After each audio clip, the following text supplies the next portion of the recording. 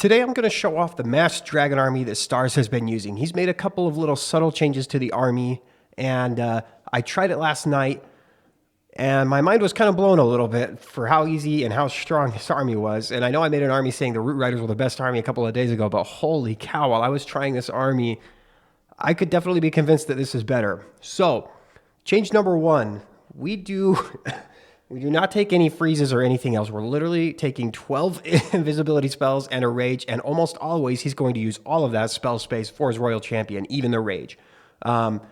Change number two, he is going to, a lot of times, especially on invis bases, which are really common, going to use the giant arrow at the very beginning of the raid, and that's why I want to show you this replay. Now, I did all of these attacks last night on my phone, because I thought I was going to be out of town today and wouldn't have time to do a video, but things kind of changed a little bit. So all of these are going to be replays, and I've got my kids here, so they might sneak in and you might hear them making some noise or something. But on these double invis bases, he is going to start off with his queen, and he's going to angle the giant arrow just somewhere that's going to trigger the main invis section. Right now, you might be thinking to yourself, I'm kind of swagging my queen, right? We're just putting her at a section of the base and just kind of letting her do her thing, and then she'll probably die really early. Yes, she'll still get a decent amount of value, but the value that the Royal Champion's able to get by clearing those compact invis sections in the core will more than offset that value. And you'll see here, I'm going to rage because Stars will often use his rage with his Royal Champion and then pop her ability later on. I probably should have popped her ability here. But you can see, I'm going to times 2 it right here. We get a ton of value. We trigger the invis at the town hall too, and then the Royal Champion actually gets kind of stalled up on these ice columns here, and then I invis her, and the Royal Champion's even going to go back, and she's actually going to finish off the town hall. So Royal Champion, if you start out triggering the invis section, it's insane. Look at this. We're starting the dragons now. Half the base is gone, and the funnel for these dragons is like perfect. There's no way they're going to split up and go a whole bunch of different directions. And this is how basically all of my raids, except for one raid, looked like. On my main account, I went 312. I had one time fell, and that's because I put the Royal Champion first and then used the giant arrow. And what happened was the invis in the middle got triggered too late, and so my Royal Champion didn't go to the core, and she stayed around the outside, even though I thought she was going to go to the core, so my Royal Champion died super fast, but it still ended up being a time fell. I'll actually probably show you guys that replay later on, but I want to talk about how insanely strong this army was. I'm finishing almost every attack with like 10 dragons left with a bunch of time. Since she's got the haste file instead of the rocket spear or anything else, she flies through, and the beginning of this attack is so much faster than it normally is. And so time failing is really not an issue. You are absolutely crushing the base. You want your Royal Champion to get the core or the double invis sections, but it's pretty insane. All right, well, let's dive into another replay. Just one thing I really want to drive home is how easy and how strong this army was to use. I went 312 on my main, 320 on my other account. Super strong and easy to use. I did that on my phone too, so I mean, there's definitely a chance that I went 320 on my, if I was using a tablet, which what I'm used to, right? Since we're using the Phoenix and not the Spirit Fox, it's really easy to charge the Town Hall with the Royal Champion.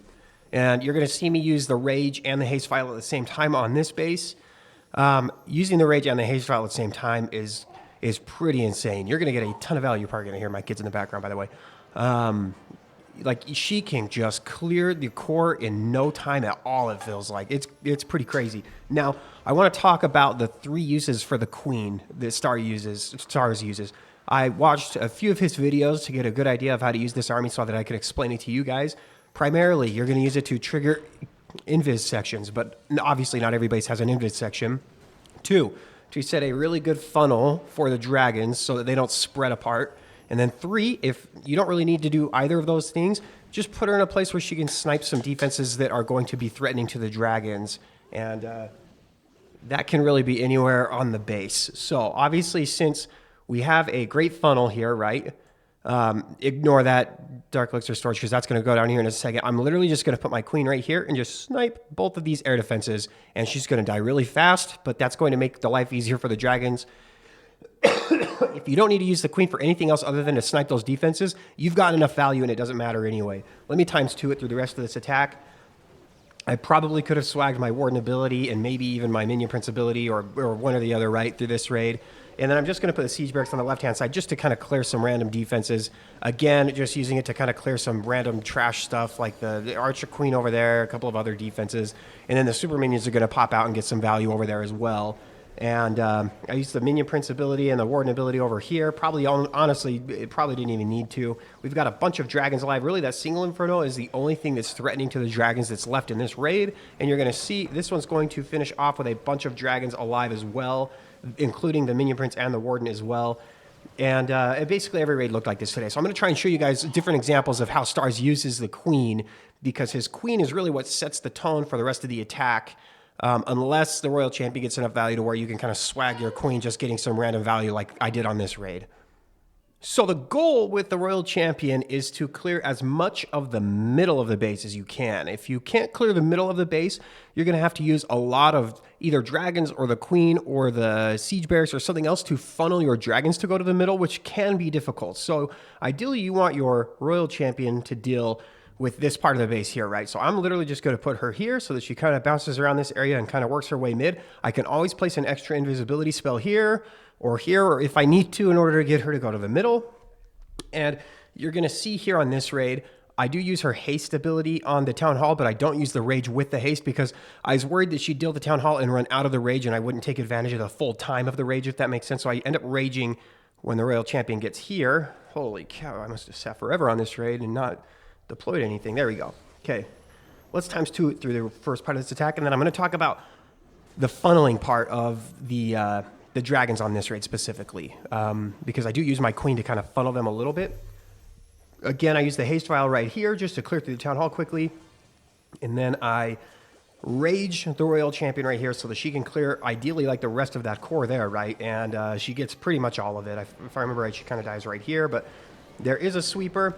So I do snipe the sweeper with the queen. What my goal is with this queen is I want her and that siege barracks to clear enough of this stuff so that my dragons kind of head into the middle more of the base instead of ringing clear around the outside. That way they deal with these high health buildings and the monolith earlier on and the scatter shots and stuff. I don't want them going clear on the outside of the base, which it's kind of hard to tell if they're going to do that or not. And one thing I'll actually see Stars do sometimes is he'll use the queen over here and he'll just drop the siege barracks like down right over here just to clear trash buildings on like the back end of the base. Now, I don't know when not to do that, but again, you can see using the queen right there does get my dragons to go towards the middle of the base more, which is where the heroes, the high health buildings are. They get the monolith. They're going to come get this single inferno here now. And we're going to finish this raid with a few dragons alive, maybe not as many dragons, but we still have 3 heroes alive that are all fairly healthy. Well, I guess the minion prince isn't healthy, but the other 2 are basically full health. And this one had a bunch of time left, so I think I had like 40 seconds at the end of this raid. Let me show you guys that fail, and I'll show you guys what not to do when you get an invis base, because I can tell you from experience. All right, if you get a base with an invis court like this, what you're going to want to do is use the queen at the very start of the raid. And this is because it's going to be hard to time the invisibility spell or to multitask, or the giant arrow, I mean, time the giant arrow, and multitask enough while you're doing the royal champion charge in order to trigger that and get that all done at a good time. I'm going to put my royal champion right here. What is that, like 7 o'clock, something like that? And what I was wanting to do is trigger the invis and have my royal champion go mid by placing some invises ahead of her right here, just like this. But what I did do was I mistimed the invises terribly, right? And then I'm trying to get her to go mid now, and it was already too late. And I was like, well, I'm not getting her to go mid at this point. There's not really any hope. Probably what I should have done now. Yeah, I put some dragons there. What I was hoping was to have these dragons go mid at this point. But if I had just put my queen there at the beginning, she doesn't get any really less value than she got already anyway. And then it would have been a lot easier for me. I would have cleared the core with my royal champion because she would have gone to the middle instead, and I would have been able to ring around the outside of the base. But you're going to see this was still a time fell, and honestly, it was so close. It was my warden shooting the scatter shot, and just by himself.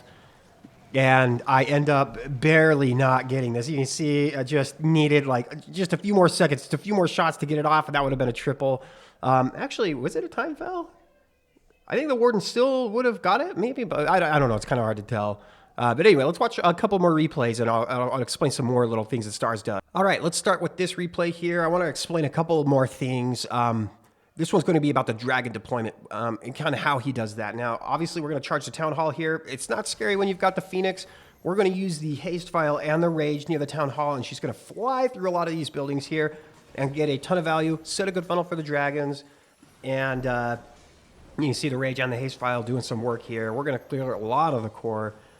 The rage and the haste, honestly, it's such an underrated combination. It's pretty crazy, the amount of value. And honestly, we get stuck in a tornado here, so we probably could have even got more. But what we're going to do here, okay, we've got a good, nice section of the base I'm going to draw here. Kind of figure out I'm going to put a baby dragon or something over here to clear those things. But what I'm going to do is I'm going to put the queen over here so that it's going to help keep the dragons inside of the base. I don't want them ringing around the outside. And you're going to notice when Stars spams his dragons down, he's not placing them in a giant clump or giant one group right here. He's going to fan them out along the entire edge that he's doing. This is going to save you a lot of time. Very, very important how he deploys his dragons. If you deploy all of your dragons here, they're going to get all of these buildings one by one, all working together. And if you've got your queen setting the funnel here and you fan them all out, they're all going to be working at these buildings separately, kind of individually, and they're going to clear these buildings. And they're all going to meet together here anyway, and it doesn't matter. And it's going to save me probably 20 or 30 seconds of wasting time attacking buildings individually. He always fans his dragons out unless he's setting a funnel. And he'll put like 4 dragons just at one building just to do that. So fanning the dragons out is going to save me a lot of time. That way I'm not wasting shots. If you have 12 dragons attacking one building at once, probably 8 or 9 of those dragons are going to be wasting shots, right? So they all meet up together here individually, but I just saved myself a whole bunch of time by fanning the dragons out instead of putting them in one clump. And this base, obviously, just like pretty much every other base, unless I screwed up the giant arrow, is just absolutely crushed. We've got so many dragons left. We've got 3 heroes alive, all full health. I honestly was just, like, as I was doing these on my phone, I was like, man, why have I not been doing this army more? This army's so freaking good. Holy cow. Stars is OP. All right, this will probably be the last replay. They're all fairly similar because the army is just so easy to use. On this base, basically what I'm going to do is I'm going to put my royal champion at really any corner, but I put mine here. As she heads into this part of the base, if she goes left, I'm going to invis ahead of her to get her to go to the middle. If she goes to the right, I'm going to invis ahead of her or somewhere, right, in order to get her to go to the middle. That, obviously, with the dragons and stuff, if you can clear the core, or at least most of it, the attack becomes very, very easy. So let's go ahead. You can probably hear my kids. That's right. Stars is so good. Yeah, that's what he's saying. Yep. All right. Let's go ahead and times 2 this. And let's show you the, again, I'm going to haste and rage once I get to the middle where all of those clumped up defenses are. That's going to maximize the amount of damage that I could get from the haste and rage combination. And I will invis ahead of my royal champion right here to get her to go to the middle. Core is obviously the toughest part of the base for the dragons to deal with, so that's where we want her to go. We haste and rage right here. We're going to clear most of this core and make it really, really easy for my dragons to have a good funnel. I'm going to just put my dragons over here on this edge. Again, we're fanning them out so that they're not wasting shots on different buildings and things. And I'm going to use my queen to just keep them inside because I want them to go towards the town hall and not ring around the outside of the town hall, right? We're going to end on the monolith, which is kind of scary, but you guys are going to find out. By the way, I think the metal pants on the minion prince is going to be a little bit better for this army than the henchman puppet. I know you get a lot of damage from the henchman puppet, but he does so much damage anyway that I don't think it matters that much. Plus, the dragons do so much damage. So it's not like you're lacking damage with this army. I really just think that the survivability, keeping him alive, is going to make him do more damage and be more valuable, suck up more traps and things than not having the metal pants on him. So I haven't tested them both out, but it just seems like to me I would get more value from the metal pants. Anyway, I would definitely recommend trying this army out. If you want to see like a more in-depth guide, I watched like probably 4 of his videos full in-depth to try and figure out how he does this attack.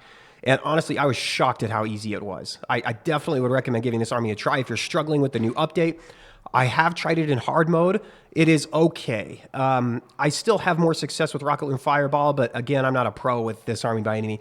I feel like hard mode now rewards more surgical attacks like Fireball, Rocket Loon stuff than it does these spam attacks, which is good. That's what I would like to see in competitive stuff. So anyway, that's going to do it for this video. I'll see you guys next time.